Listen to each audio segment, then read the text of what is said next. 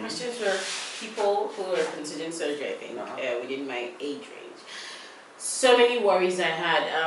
I had the concerns about the tablets. I told you before, I'm terrible with medication. I'm terrible with religious medication. If I have to take something every day, I'm just hopeless. So I was worried about that, but like my dad would say, you should be more worried about what happens to you if you don't take it than what happens if you have to take it every day.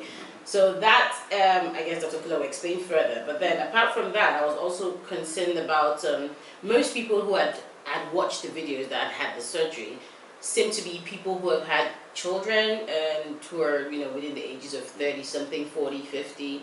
And I was looking out for people who are less than 30 or who are not married. So I think of complications of getting pregnant. I know with MGB you have increased fertility, so yes, you will get pregnant. That's not the problem. But how to leave? Yes, but how to leave with because you're already on medications because you're absorbing less nutrients, and then getting pregnant and having to cater for yourself and a baby. How easy is that? With the extra nutrients you have to take. We studied our patients on this. Okay. So one of the questions is, okay, which is safer for you and baby?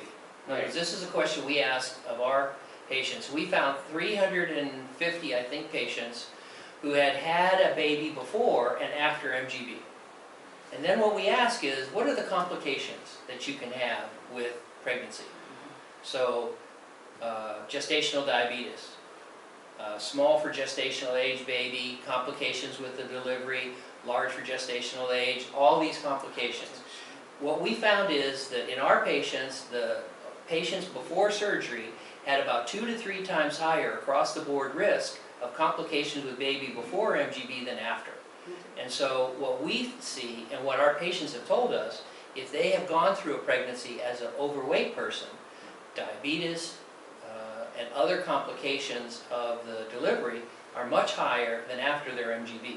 So as you point out, we don't want to ever take it lightly. In other words, if you have a surgery that interferes with your normal digestion, you have to take it seriously. So we don't recommend going ahead with a pregnancy unless you plan it. And so planned pregnancy means you're careful and cautious about checking your blood levels, making sure that you're healthy when you go to get pregnant. But remember, one of the most common complications of the MGB in women is getting a low iron, and we studied that in our patients. Low iron in our patients was about 7%, and low iron in the United States in women who haven't had MGB is about 3%. So it is there, but it's fixable, it's something you can take care of. And we think you're much more likely to have a healthy baby after having an MGB, seeing our analysis. Yeah, this pregnancy and obesity and fertility, I would say again, this is a big disease.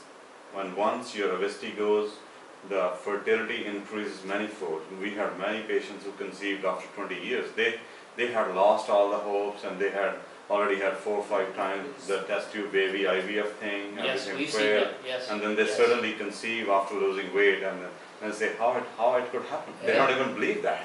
I mean, most of the times these are accidental pregnancies we come across with within 6-7 months of the MGB. Yes, most of the times they cannot plan it. We need to tell you too, there are people who said, I needn't fear because I haven't gotten pregnant before. After MGB you become very fertile, so you have to consider that if you're going to go ahead and have relations, you need to use birth control, otherwise you're likely to become a mama. Yeah. So be careful. Be very careful. Yeah. MGB is strong. Well, then you have to wait for how many months did you say is acceptable before you can... Once your weight stabilizes, once you're not losing fast, but practically see what I see is most of our patients, if I see my data, they have conceived within the first 7-8 months, and most of them are accidental pregnancies. We keep on telling them, do not conceive for at least 1 year, just hold on, but it all happens. And till date, all those patients are doing good.